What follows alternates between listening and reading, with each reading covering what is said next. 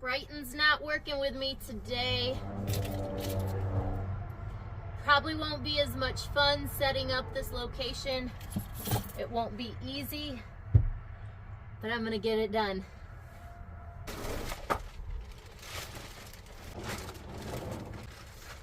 If you can pick up a toddler, you can pick up the Brightbox machine. You can lift it. They're heavy, but they're not unbearable. They're like a toddler.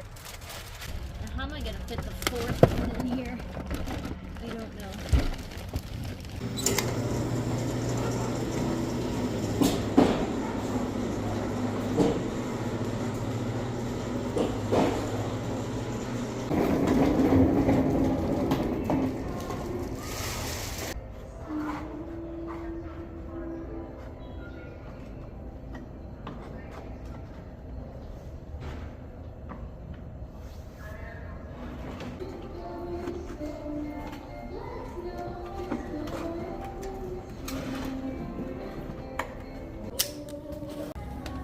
Okay, this is what I'm using, and I'm threading it through each Brightbox. This is sharp, super sharp. I'm keep poking. Oh, I'm bleeding.